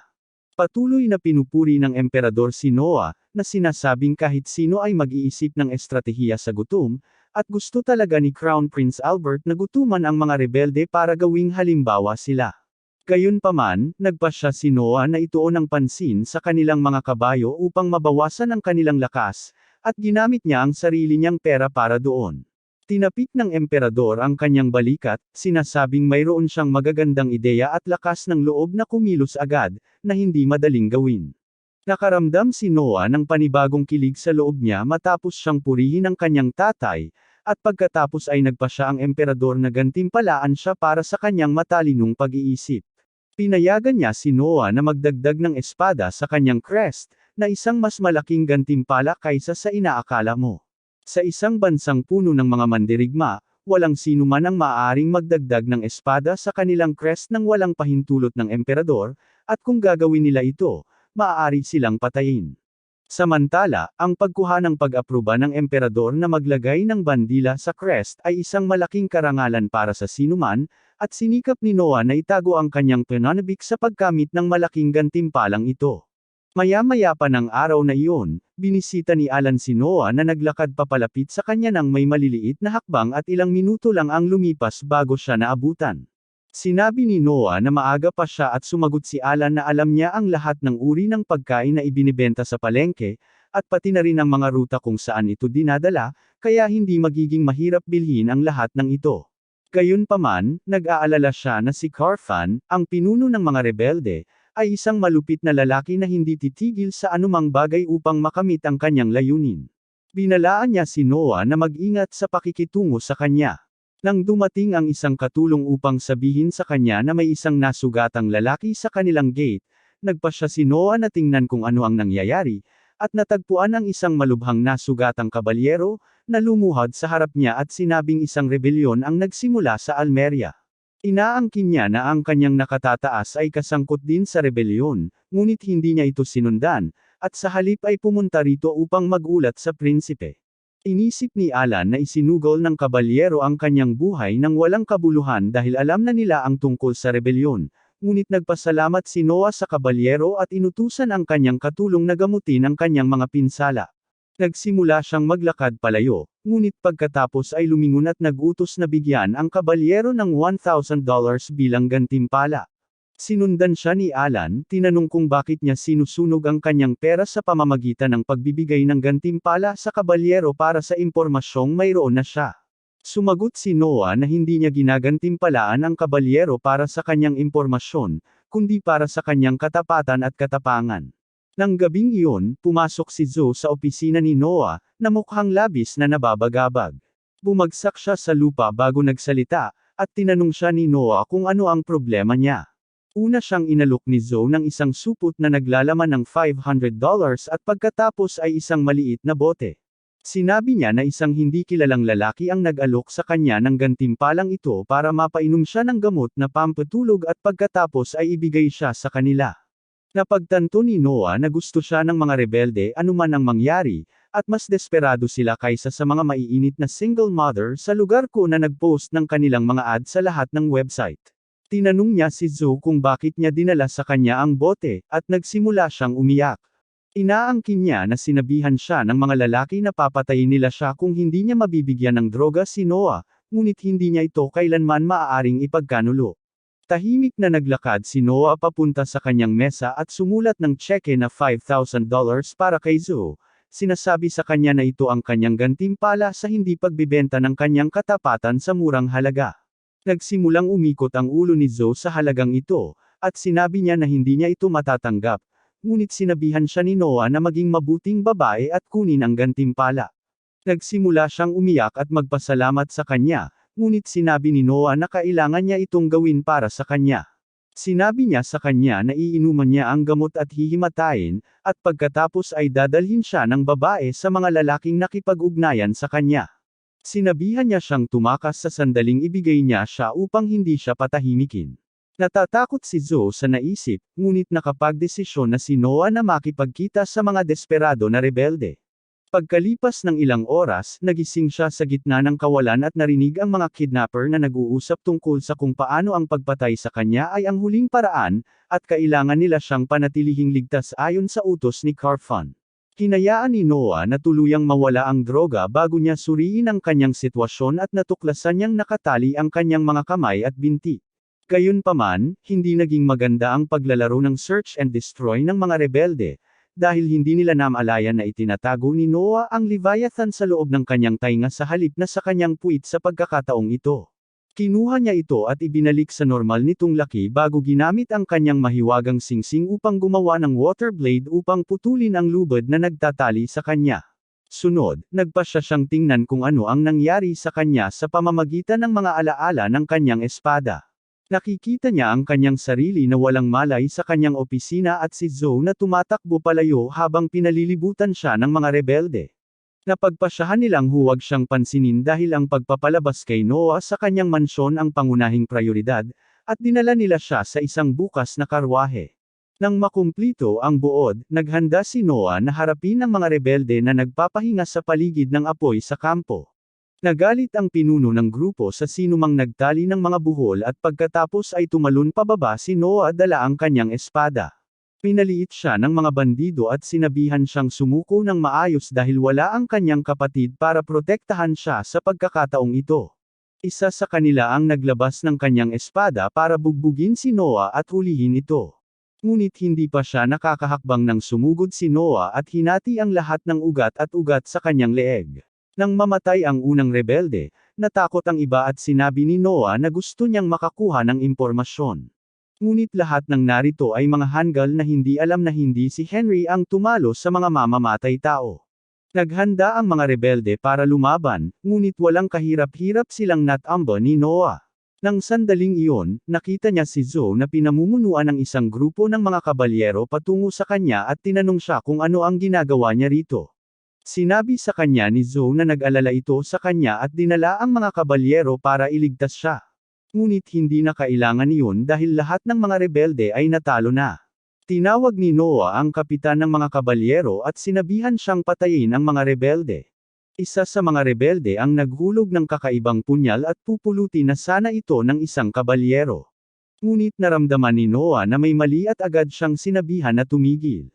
Inutusan niya ang lahat na bumalik habang humahakbang siya patungo sa punyal na naglalabas ng malakas na isinumpang enerhiya na nararamdaman niya dahil sa kanyang kahusayan sa Leviathan. Bahagya niyang naalala ang mga rebeldeng nag-uusap tungkol sa isinumpang punyal na gagamitin nila upang patayin siya kung sakaling magbago ang sitwasyon. Naramdaman niya ang puot ng lalaking naglagay ng sumpa sa punyal. At sa isang iglap ay nakita rin niya ang mukha nito. Agad siyang nakilala ni Noah bilang pinuno ng mga rebelde at nagpas siyang harapin ito ng personal. Kinausap niya ang Leviathan, tinanong kung makakatulong ito sa kanya na maisakatuparan ang kanyang plano, dahil magiging madali para sa isang maalamat na espada ng elemento ng tubig na tulad nito. Kumikinang ang Leviathan upang magbigay ng positibong sagot at itinuon ni Noah ang isinumpang enerhiya nito upang magpaputok ng isang agos ng isinumpang tubig patungo sa kalangitan. Ang isinumpang agos ay umagos ng mataas sa mga ulap at kalahati sa imperyo, naabot si Carfan at tinamaan siya. Kinabukasan, muling tinawag ng emperador si Noah at lumuhad sa kanyang antas upang tapikin ang kanyang mga balikat para sa pambihirang nagawa niya. Natanggap niya ang ulat na ang pinuno ng mga rebelde ay natagpuang patay na may butas sa gitna ng kanyang noo na nilikha ng isang water jet. At alam niya na walang ibang makakagawa nito kundi si Noah. Pinagtibay ni Noah, na sinasabing ginamit niya ang puot sa isinumpang punyal upang ikulong ang pinuno ng mga rebelde at pagkatapos ay binaril siya gamit ang no-scope headshot mula sa daan-daang milya ang layo. Nang mawala sa mga rebelde ang kanilang pinuno, naging madali para kay Henry na supulan sila. At di nagtagal, lahat ng mga taong nasa likod nito ay naaresto. Isang malaking asembleya ang ipinatawag upang pagdesisyonan ang kanilang parusa, at inutusan ng emperador na bunutin at hatiin ang mga salarin. At maaari mo lang tingnan ang ibig sabihin nito sa Google. Natuwa ang lahat sa parusang ibinigay sa mga rebelde, ngunit pagkatapos ay humakbang si Noah at magalang na lumuhad sa harap ng emperador, sinabi sa kanya na hindi niya dapat gawin iyon. Nagulat ang lahat ng marinig iyon, lalo na ang emperador, na nagtanong kung ano ang ibig niyang sabihin. Sinabi ni Noah na ang lahat ay dapat parusahan ayon sa batas, at walang nabanggit na pagpatay sa sinuman sa pamamagitan ng paghati sa kanila. Ang mga pinuno ng mga rebelde ay hahatiin sa dalawa, at ang natitirang mga tao ay ipadala sa gulag ayon sa batas, at iginiit ni Noah na dapat nilang sundin ito. Nagtanong ang emperador kung paano niya matatanggihan ang pinakamalupit na paraan ng pagkamatay para sa mga taong nagrebelde sa kanyang teritoryo, at sumagot lamang si Noah na kung lalabagan ng emperador ang batas, magkakaroon ito ng negatibong epekto sa kanyang reputasyon at sa mga tao. Natigilan ang lahat ng marinig ito, ngunit nagpa siya ang emperador na sumang-ayon sa gusto ni Noah.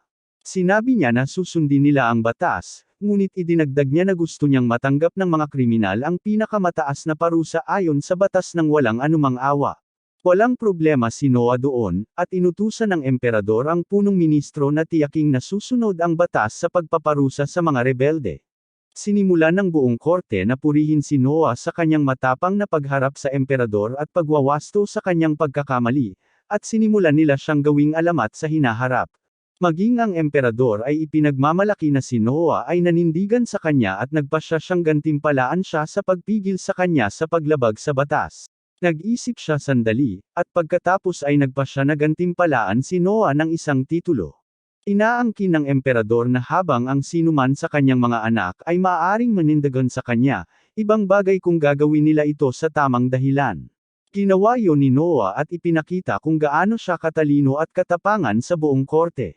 Kaya naman, iginawad sa kanya ng emperador ang titulong matalinong prinsipe, at ang pagbabago ay agad na makikita sa katayuan ni Noah.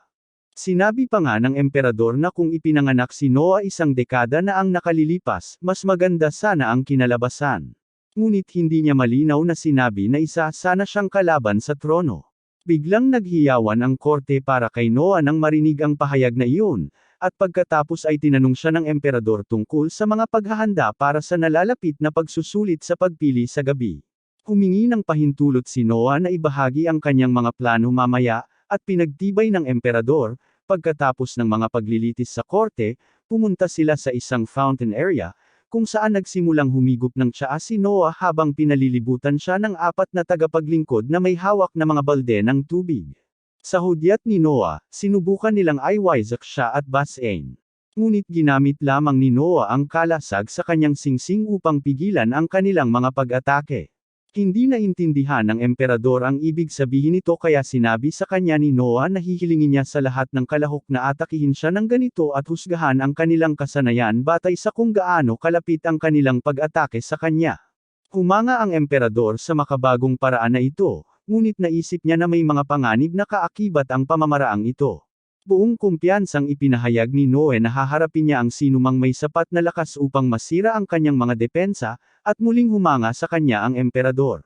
Nang gabing iyon, pumunta ang emperador sa silid ng trono kasama ang punong ministro, na nag-isip na ang kanyang sinabi na magiging iba ang mga bagay kung mas maaga si Noe ay ipinanganak ay hindi na kailangan sa harap ng karamihan. Natawa na lang ang emperador tungkol dito, sinasabing seryoso siya, dahil tunay na espesyal si Noe. Gayunpaman, medyo nag-aalala rin siya dahil sa napakalaking kapangyarihan ng Leviathan. Sa kabila ng katotohanang ang tunay na kapangyarihan nito ay natatakpan pa rin, inutusan niya ang kanyang alipin na maglabas ng isang espesyal na kayamanan, iniisip na sinasabing ang tunay na selyo ng Leviathan ay hindi dapat masira. Ngunit marahil ay makontrol ni Noe ang buong kapangyarihan ng maalamat na espada. Ilang araw ang lumipas, nagsimula na ang night selection exam sa buong kaluwalhatian nito at mga kalahok mula sa iba't ibang panig ng bansa ang dumating upang ipakita ang kanilang kakayahan.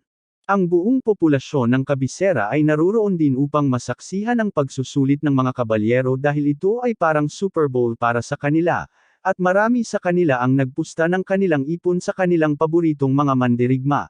Isang kalahok, na mukhang katulad ng adultong anyo ni Gun kung siya ay ibinabad sa tubig magdamag, ang humakbang pasulong upang patunayan ang kanyang halaga. Pagdating niya sa arena, lumuhad siya sa harap ni Noah, na umiinom ng tsaa nang walang pakialam sa mundo.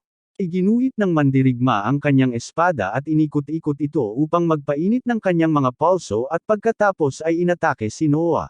Gayunpaman, agad na inactivate ni Noah ang mga kalasag sa kanyang singsing, na humaharang sa atake ng kalahok. Patuloy siyang sumusubok na baguhin ang anggulo para makapagpataw ng suntok sa kanya, pero ang kalasag ay nag-aangkop ng naaayon, at hindi makagawa ng kahit ano ang lalaki. Pagkatapos ng ilang suntok, naputol ang kanyang espada at tinawag ng mga tagahatol ang pagsusulit. Dahil dito, isang mandirigma na naman ang nabigo na makalusot sa hindi matibag na depensa ni Noah at nagtataka ang mga tao kung may sinuman ang makararating sa matalinong prinsipe, na maaaring mamatay sa pag-inom ng labis na tsaa bago pa man siya maabot ng sinuman. Ang emperador ay pinapanood din ang pagsusulit mula sa malayo kasama ang kanyang personal na katulong, na nagsabi sa kanya na mas excited ang mga tao sa night selection exam ngayong taon kumpara sa mga nakaraang taon. Sabi niya na ito marahil ay dahil isang prinsipe ang personal na kumukuha ng panganib upang husgahan ang mga mandirigma, pero hindi naman ito pinapansin ng emperador. Sabi niya na ang tanging mahalaga ay ang pagpili ng mga may kakayahang mandirigma at sabik siyang makita kung anong klaseng mga tao ang isasama ni Noah sa shortlist. Pagkatapos noon, turn na ng isang mage at naglabas siya ng isang makapangyarihang pagsabog ng apoy patungo kay Noah. Tahimik ang crowd nang makita ang kanyang nakakatakot na atake, ngunit nang mapagod ang mage, lumabas si Noah na walang sugat dahil gumamit siya ng magic barrier upang protektahan ang sarili. Ang kalahok ay napaluhod habang ang mga tao ay sumisigaw para sa kanilang prinsipe. Medyo nadidismaya si Noah dahil gabi na at nakainom na siya ng mas maraming tsaa kaysa sa iniinom ng isang pamilyang Briton sa loob ng isang taon, pero wala namang kapansin-pansing kalahok. Noong mga sandaling iyon, inihayag ng referee na oras na para sa huling kalahok ng araw at isang blonde na masama na may pulang mata ang umakyat sa arena. Mukhang kinakabahan at hingal na hingal siya, pero sa sandaling hinugot niya ang kanyang espada at kinuha ang kanyang posisyon, may nagbago sa kanyang asal. Tumakbo siya papunta kay Noah upang atakihin siya, na agad na nag-anyaya ng kanyang kalasag at sa isang pagbabago ng ritmo, nakalusot ang atake ng babae sa kanyang kalasag. Hindi pa siya tapos at sinimulan niyang itulak ng husto hanggang sa mabasag ang kalasag ni Noah at tumama ang kanyang espada sa kanyang dibdib. Ang mga tao ay napahiyaw nang makita nilang nasugatan ang kanilang prinsipe at agad na inaresto ng mga kabalyero ang dalaga. Akala nila na dahil nasugatan niya ang isang prinsipe, mabigat ang parusa sa kanya, pero tumayo si Noah at sinabi sa kanila na pakawalan ang batang babae na nagpakilala bilang Shirley Grant. Sinabi ni Noah sa kanya na pumasa siya at lahat ay nagulat nang marinig ito, lalo na si Shirley, na hindi makapaniwala na pinatawad siya ng prinsipe kahit na sinaksak niya ito. Mamaya, tinawag ni Noah si Shirley sa kanyang kwarto at sinabi na ang armor niya ay talagang maganda. Pinasalamatan niya ito at sinabi na ito ay ipinamana sa kanilang pamilya sa loob ng maraming henerasyon. Hindi niya mapigilan ang kanyang kuryosidad at tinanong si Noah kung ano ang ibig niyang sabihin ng sinabi niyang pumasa siya sa pagsusulit, dahil dapat siya ang nagbibigay ng parusa. Sinabi ni Noah sa kanya na hindi siya nagkasala sa pagkapinsala ng isang maharlika dahil hinahanap niya yon. Inutusan niya siyang atakihin siya muli gamit ang parehong galaw at nagtataka si Shirley kung may nasaktan siyang ugat na naging bobo ang prinsipe. Gayunpaman, sinabi niya sa kanya na kung siya ay isang kabalyero, kailangan niyang sundin ang utos ng kanyang Panginoon at agad siyang tumayo at kumuha ng kanyang posisyon. Sumugod siya kay Noah gamit ang parehong atake na ginamit niya kanina at tinawag niya ang kanyang kalasag upang harangin ito. Sa pagkakataong ito, hindi makakapasok ang atake ni Shirley sa kanyang kalasag kahit gaano pa siya kalakas, at walang pakialam na itinulak siya ni Noah pabalik habang binabawi ang kalasag. Sinabi niya sa kanya na kung gusto niya, maaari niyang gamitin ang kalasag na ito sa panahon ng pagsusulit at tiyak na mapipigilan nito ang kanyang atake, na nangangahulugang maaari sana niyang maiwasan ang mapinsala kung gusto niya. Sinabi ni Noah kay Shirley na ang tungkulin ng isang kabalyero ay sundin ang mga utos ng kanilang Panginoon at nais niyang makita kung may lakas at tapang ang isang tao na sundin ang kanyang tanging utos, na atakihin siya ng buong lakas. Wala siyang silbi sa isang kabalyero na magdadalawang isip dahil sa takot at dahil sumunod si Shirley sa utos na atakihin siya kahit na nasaktan siya nito minsan, nalaman niya na mayroon itong kakayahang maging kanyang kabalyero. Talagang naantig si Shirley sa kanyang determinasyon at loika at agad siyang lumuhad, ipinapangako ang kanyang walang kondisyong katapatan kay Noah sa buong buhay nito. Natutuwa siyang marinig iyon dahil kahit na ang ganitong uri ng panata ay hindi opisyal, mahalaga pa rin ito mula sa isang kabalyero na may karakter. Dumating si Zoe kasama ang doktor, na nagsimulang suriin ang sugat ni Noah. Sabi niya na ito ay isang simpleng sugat lamang at agad itong ginamo, na ikinagulat ni Shirley. Sabi niya na wala silang doktor sa kanilang nayon, kaya't hindi pa siya nakakakita ng sinumang nagpagaling ng sugat gamit ang tamang medikal na pamamaraan. Nagtataka si Noah at tinanong kung paano nagagamot ang mga tao na hindi kayang magbayad ng doktor, at sumagot si Shirley na humihingi sila ng tulong sa matanda ng nayon para magdasal para sa kanila o kaya'y ipagpag ang kanilang mga sakit. Ang kalbong doktor ay nagkomento na ito ay karaniwan sa mga mahihirap at hindi edukadong tao, at tinanong ni Noah kung ang pinakamabilis na paraan upang maging doktor ay magsimula bilang katulong ng isang tunay na doktor. Kumpirmahin ng doktor at agad na binigyan ni Noah si Shirley ng kanyang unang trabaho. Hiningi niya sa kanya na dalhin ang pinakamatalino at pinakamasipag na mga tao mula sa kanyang nayon at pagkatapos ay hiningi sa doktor na kunin sila bilang kanyang mga alagad. Ang doktor ay pumayag ng walang pag-aalinlangan, ngunit si Shirley ay namangha sa ginawa ni Noah. Nagpatira pa siya upang magpasalamat sa kanya, at sinabi ni Noah na dapat niyang pag-aralan ang tamang asal ng mga kabalyero dahil walang kabalyero ang yumuyuko ng ganoon. Kinabukasan, nagising si Shirley sa silid na itinalaga sa kanya sa mansyon ni Noah, at nagbigay siya sa atin ng isang get ready with me session bago pumunta sa trabaho na puno ng kasabikan. Nakasalubong niya si Zoe sa daan, na nagtanong kung nakatulog ba siya ng mabuti, at sinabi ni Shirley na kahit maganda ang kwarto, hindi siya nakatulog ng mabuti. Nagsimula silang mag-usap ng mga maliliit na bagay habang naglalakad sila at hindi nagtagal, nakasalubong nila ang ilang mga katulong na nagkukwentuhan at nagtatawanan sa halip na magtrabaho. Tinanong ni Zoe kung ano ang ginagawa nila, at sumagot ang mga katulong na tinatangkilik nila ang kanilang paboritong libangan na hulaan kung anong klaseng babae ang pakakasalan ni Noah. Nabigla si Shirley nang marinig ito at pinaalalahanan sila na si Noah ay 6 na taong gulang pa lamang ngayon, ngunit sinabi ng mga katulong na karamihan sa mga prinsipe ay nagpakasal na bago mag-15 taong gulang sa kanilang imperyo. Naniniwala sila na si Noah ang pinakabagong binata sa imperyo ngayon, at maraming mga kafa-karapatang ari ang nagbukas malapit sa kanyang mansyon, dahil maraming mga babae ang pumupunta araw-araw para makita siya. Sinasabi ng mga katulong na lahat ay mahal si Noah, pati na si Zoe na nahihiya nang marinig ito.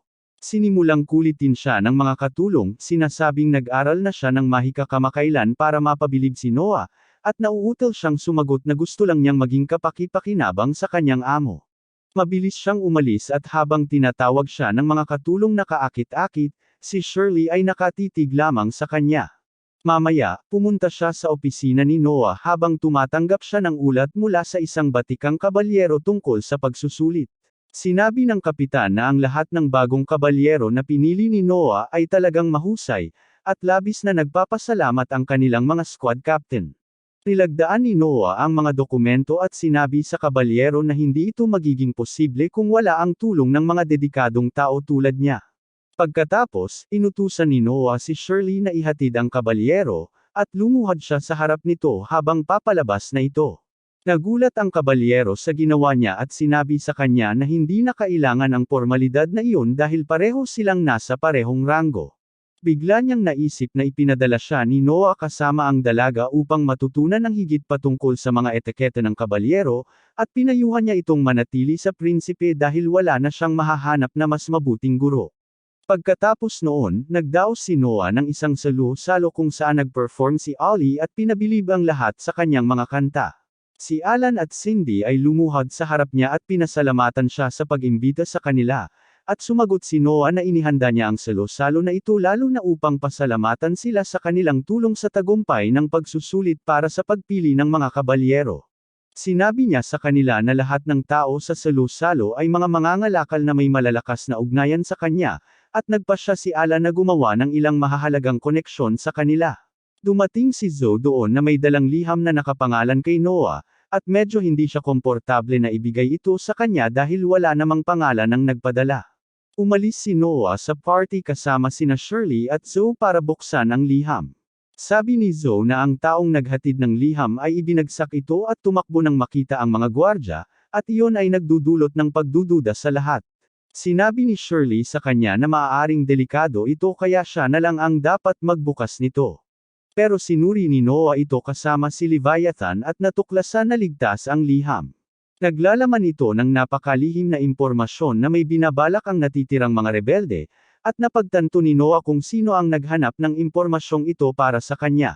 Sigurado siya na ang kabalyero na nagbuwis ng buhay kanina upang ipaalam sa kanya ang tungkol sa rebelyon ay tiyak na nasa kanyang misyon pa rin, at humahanga sina Zoe at Shirley sa kanyang katapatan at dedikasyon. Noah, gayunpaman, iniisip na ang kabalyero ay mas tanga kaysa matapang, dahil ang pagiging especially iya ay hindi madali kung walang tamang pagsasanay. Agad niyang kinontak si Henry upang asikasuhin ang bagay at pigilan ang kabalyero. Ngunit nang makatanggap siya ng sagot mula sa kanyang nakatatandang kapatid, si Noah ay nababalot ng guilt dahil nagkatotoo ang kanyang pinakamasamang takot. Ang nagnanais maging especially iya ay nahuli ng mga rebelde at pinahirapan, ngunit tumanggi siyang magsalita. Sa kabutihang palad, nailigtas siya ng mga tao ni Henry bago siya mawalan ng buhay, pero siya ay nasa kritikal na kalagayan pa rin. Noah iniisip na lahat ng ito ay kasalanan niya dahil kung mayroon siyang matatag na network ng impormasyon, hindi na kailangang ipahamak ng kabalyero ang kanyang buhay. Agad niyang pinapunta si Zoe upang ayusin ang pinakamahusay na medikal na pangangalaga para sa kabalyero dahil hindi niya maaring hayaang mamatay ang isang napakatapat na tao. Kinabukasan, pumunta si Noah sa palengke at dinala si Shirley bilang kanyang bantay. Patuloy siyang nadidistract ng mga tindahan dahil wala namang mga ganoong bagay sa maliit nilang nayon. Pinapaalalahanan siya ni Noah na maging alerto palagi dahil siya ay may tungkulin, at sinisikap ni Shirley na huwag pansinin ang anumang mga abala. Tinanong niya si Noah kung narito siya para bumili ng isang bagay, at sumagot siya na gusto niyang bumili ng regalo para kay Henry dahil tinulungan siya nitong iligtas ang kabalyero. Pumunta si Noah sa isang marangyang tindahan ng regalo at tinanong ang mangangalakal doon para sa isang bagay na angkop para sa isang prinsipe. Agad na inilabas ng nagtitinda ang ilang bihirang alahas at iba pang mahahalagang bagay na nagpatakam kay Shirley, ngunit hindi talaga interesado si Noah sa mga iyon. Napansin niya ang isang bagay na natatakpan ng tela at tinanong ang tindero na ipakita ito sa kanya. Agad na inalis ng mangangalakal ang tela upang ipakita ang isang magandang estatwa ng Diyosa na gawa sa salamin. Si Noah ay nahuhumaling sa ganda ng estatwa at tinanong ang mangangalakal kung posible bang makagawa ng ganitong komplikadong disenyo gamit ang salamin. Sumagot ang mangangalakal na ang estatwang ito ay gawa ng isang maalamat na alagad ng sining na namatay na matagal na panahon na ang nakalipas. Ang sining ng paggawa ng mga detalyadong estatwang salamin na ito ay nawala kasama ng tao, at sa ngayon, mayroon lamang 2 ganitong estatwa sa mundo. Agad na binili ni Noah ang estatwa para kay Henry at binigyan ang mangangalakal ng 0,000 kasama ang ilang bonus para sa pagdadala ng napakagandang bagay na ito sa kanya. Dumating din ang ika-8 prinsipe na si Oscar, at labis siyang nagulat nang makita si Noah doon. Sabi niya na narito siya upang makahanap ng isang kawili-wiling bagay ng bigla, napansin niya ang estatwang gawa sa salamin. Agad niyang nakilala ang estatwa at ang lumikha nito, sinasabing hindi niya inasahan na mahahanap ng mangangalakal ang pangalawa.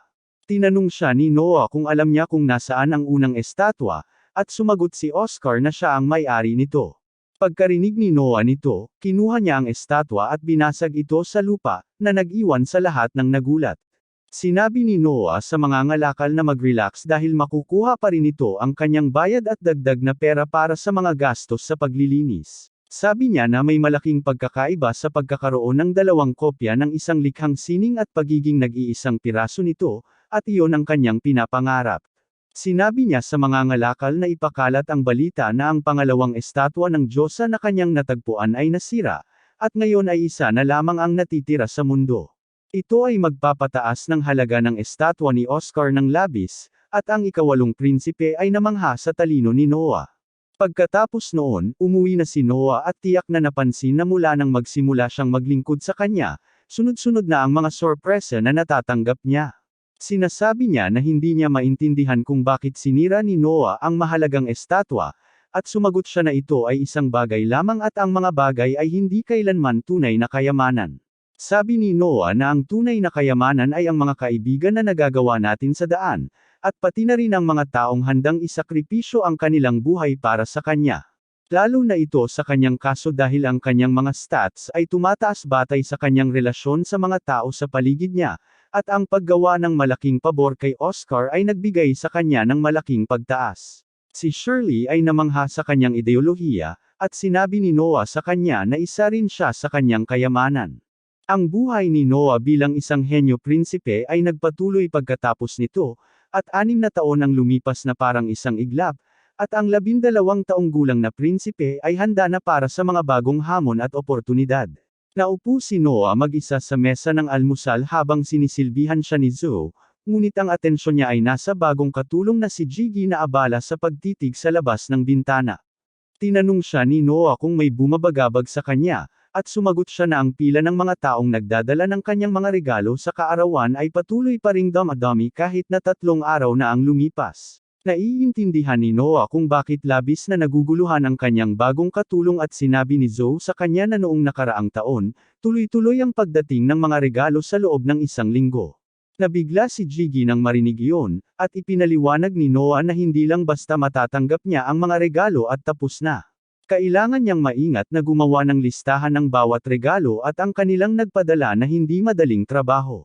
Kaya't isa sa kanyang mga pinagkakatiwalaang katulong, si Evelyn, ang namamahala sa trabaho, at makakapagpahinga siya dahil sa kanya. Pagkatapos niyang matapos ang kanyang agahan, pumunta si Noah sa punong tanggapan ng Ministry of Military Affairs dahil personal na inatasan siya ng emperador na magtrabaho roon. Narating niya ang silid ng ministro ng mga usaping militar, na walang iba kundi ang ika-4 na prinsipe na si Henry. Sinalubong nina Henry at isang kabalyero si Noah bago sila nagpatuloy sa kanilang usapan. Sinabi ni Henry na nakatanggap sila ng isang imperial na utos na magpadala ng isang hukbo sa ilalim ng pamumuno ni Knight Captain Rhys upang supalan ang isang rebelyon sa mga timog na bahagi ng kanilang imperyo. Ang mga barbaro na nag-aaklas laban sa kanila ay sobrang tiwala at walang awa, at iyon ang dahilan kung bakit balak nilang durugan ang mga ito gamit ang buong lakas nila, ngunit gusto ni Henry ang opinyon ni Noah tungkol dito bago gumawa ng anumang hakbang. Ang plano niya ay may katuturan kay Noah na tumingin kay Rhys, na isang direktang nasasakupan ni Henry at isang kabalyero na napatunayan na ang kanyang kakayahan ng maraming beses sa larangan ng digmaan. Naniniwala si Noah na maaasahan nila si Rhys sa trabaho, ngunit bago iyon, tinanong niya ito ng isang tanong tungkol sa kung ilang sundalo talaga ang isasama nito. Ang kabalyero ay nagsimulang magpawis at nag-atubiling magbigay ng sagot na nagpagalit kay Henry, at agad siyang humingi ng paliwanag. Nahulog si Rhys sa lupa at humingi ng tawad, ngunit pinakalma ni Noah si Henry, sinasabing hindi ito seryoso.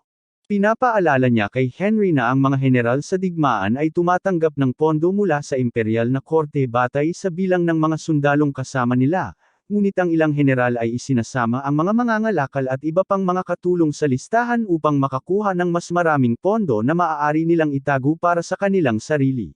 Muling humingi ng tawad si Rhys kay Henry, na galit sa kanyang mapagsamantalang taktika, ngunit pinakiusapan ni Noah ang dalawa na magpaka-relax muna. Sinabi niya kay Rhys na karapatan niya ng buo kung gusto niyang kumuha ng mas maraming tao para tumulong sa kanyang hukbo, at maaari siyang kumuha ng kaunting bahagi para sa kanyang sarili mula sa pondo. Napagtanto rin ni Henry na kung magrerehistro sila ng mga hindi sundalo, maaari nilang ipagmalaki na mayroon silang mas malaking hukbo kaysa sa aktwal na mayroon sila, na magpapalakas ng takot sa kanilang mga kaaway. Pinuri niya si Noah sa pagtuklas ng pandarambong ng kanyang mga tauhan pati na rin kung paano ito maaaring magkaroon ng positibong epekto sa digmaan. Gayunpaman, sinabi ni Noah sa kanya na hindi nila maaring gamitin ang pamamaraang ito upang lokohin ang kanilang kaaway sa pagkakataong ito dahil inutusan sila ng emperador na magkaroon ng walang kapintasan na tagumpay, at hindi nila maaring ipagsapalaran ito. Tinanong niya si Rhys kung ilang dimilitar ang nerehistro niya para sa digmaan, at sumagot ang takot na kabalyero na nagdagdag siya ng humigit kumulang 2,000 dimilitar. Inutusan siya ni Noah na agad na kumuha ng parehong bilang ng mga tunay na sundalo at wala nang ibang pagpipilian si Rhys kundi ang tumanggap ng kanyang utos. Pagkatapos noon, sumulat si Noah ng isang tala para sa Ministry of Finance at sinabi kay Rhys na ibigay ito sa kanila. Ang tala ay magbibigay sa kanya ng pondo na katumbas ng 2,000 sundalo para sa iba't ibang layunin, at maaari niyang itago ang lahat ng perang iyon para sa kanyang sarili. Hindi naiintindihan ng kapitan ng mga kabalyero kung bakit siya binibigyan ng pera dahil sa kanyang katiwalian, ngunit malamig na sinabi ni Noah na kapalit ng dagdag na perang ito, dapat niyang makamit ang perpektong tagumpay. Si Henry ay humanga sa kung paano ginagamit ni Noah ang bawat posibleng paraan upang pasiglahin ang kanyang mga nasasakupan, at habang pauwi na sila, tinanong niya ang kanyang nakababatang kapatid kung hindi pa siya nakakaranas ng digmaan. Kumpirmahin ni Noah at tiningnan ang kanyang mga stats na nasa level 1 pa rin dahil hindi pa siya nakakalaban sa isang tunay na laban. Sa imperyo, karamihan sa mga prinsipe at prinsesa ay namamatay ng maaga, at kahit na ang opisyal na dahilan ay palaging isang uri ng sakit, kadalasang pinapatay sila ng ibang mga royal na nagnanais ng higit pang kapangyarihan. Kaya naman, lahat ng mga prinsipe at prinsesa ay itinuturing na napakahalaga, at hindi sila pinapadala sa digmaan hanggang sa sila ay maging matatanda, maliban kung direktang inutusan sila ng emperador. Sinabi ni Henry kay Noah na siya ay 12 na, at dapat na siyang magkaroon ng karanasan sa tunay na labanan.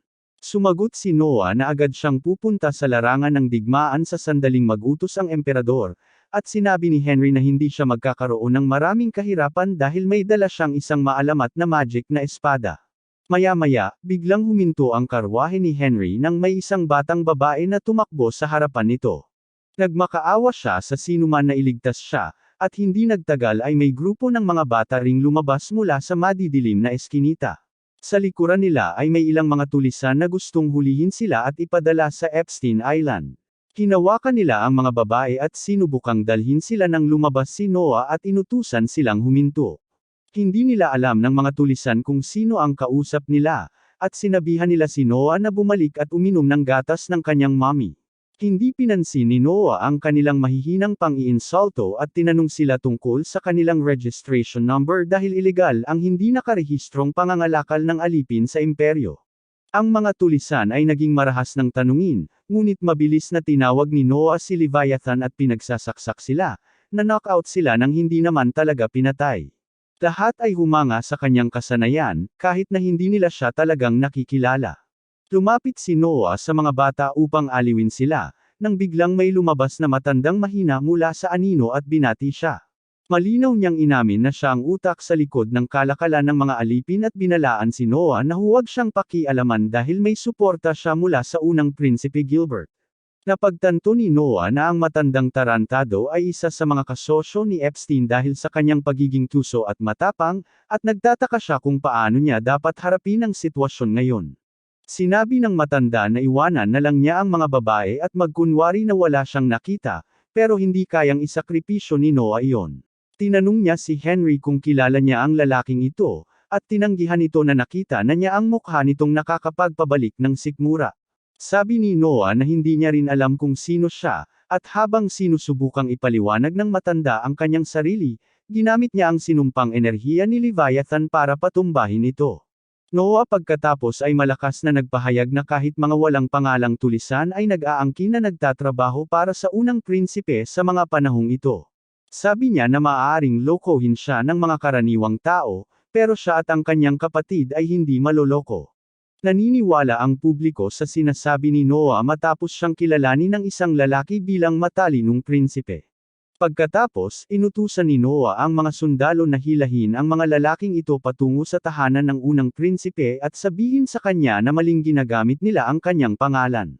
Samantala, nagpasya siyang dalhin ang mga bata sa kanyang tahanan upang aliwin sila, tulad ng ginawa ni MJ noong araw.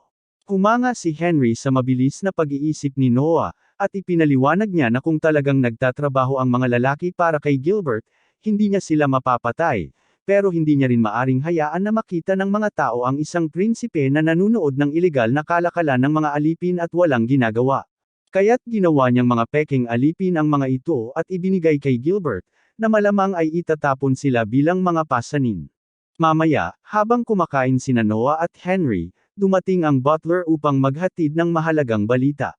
Tinanong siya ni Henry kung ano ang nangyari, at sumagot si Noah na may dumating na mensahero mula kay unang Prinsipe Gilbert upang maghatid ng mensahe tungkol sa mga tulisan na nahuli nila.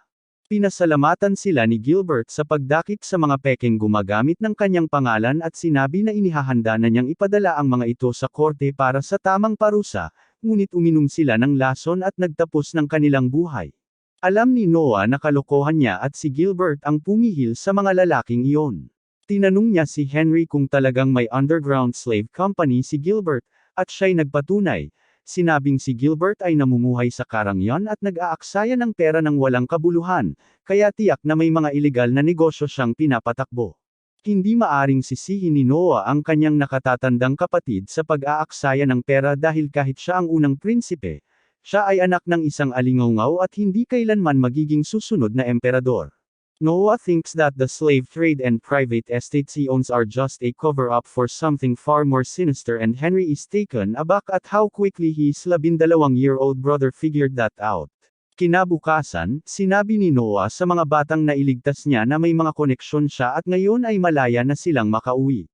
Gayunpaman, wala nang tahanan ang mga bata na babalikan dahil ang kanilang mga pamilya ang nagbenta sa kanila noong una. Napagtanto ni Noah na kung babalik sila, ibebenta ulit sila ng kanilang mga pamilya, kaya nagpasya siyang alagaan sila.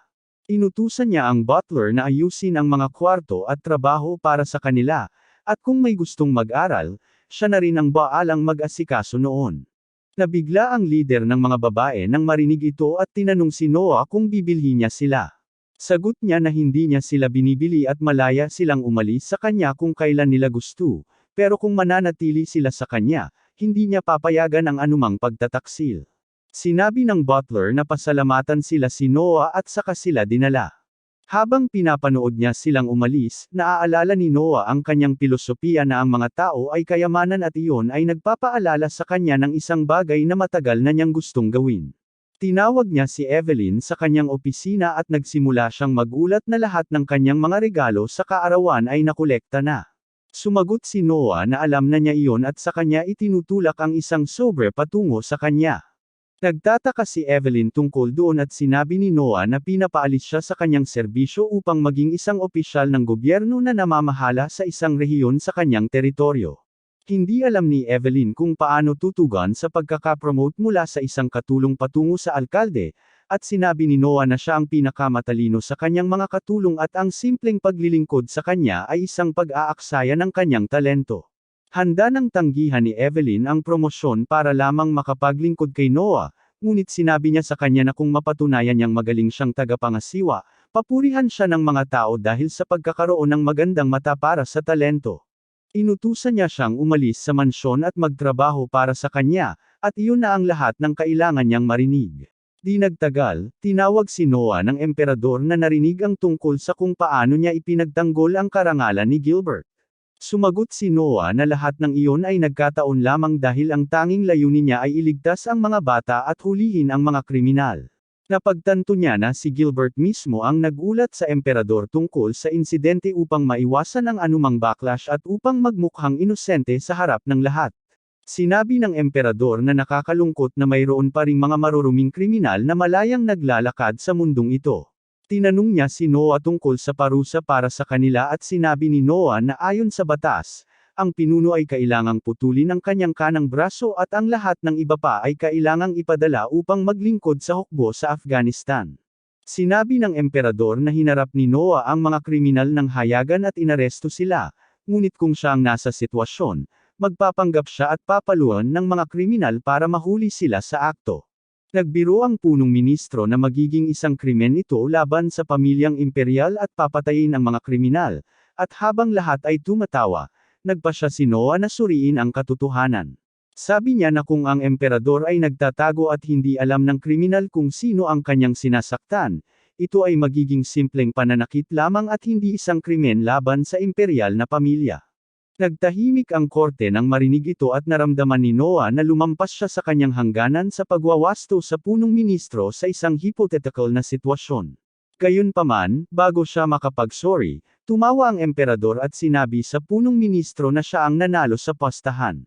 Nalilito na si Noah kaya sinabi ng emperador sa kanya na naglagay siya ng postahan sa punong ministro upang makita kung kayang ituwid ni Noah ang kanyang mga pagkakamali pagdating sa pag-unawa sa batas. Nagtataka si Noah kung ano ang silbi ng pagsubok sa kanya at agad na dumating ang kanyang sagot nang italaga siya ng emperador bilang bagong ministro ng hustisya.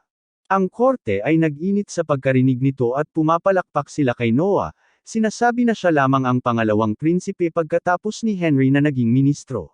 Walang ideya si Noah kung paano tutugan, pero ang emperador at ang punong ministro ay ngumiti at nagpalitan ng mga tingin na puno ng kasiyahan na lalo lamang nagpalito sa kanya. Kinagabihan, pumunta siya upang mag-enjoy sa pag-awit ni Ollie, ngunit ang isip niya ay abala pa rin sa nangyari sa korte. Iniisip niya na may mas malalim na dahilan kung bakit siya itinalaga ng emperador bilang ministro ng hustisya, subalit nagpasya siyang walang magandang ay dudulot ang sobrang pag-iisip ngayon at nagpasya na lang na mag-enjoy sa palabas.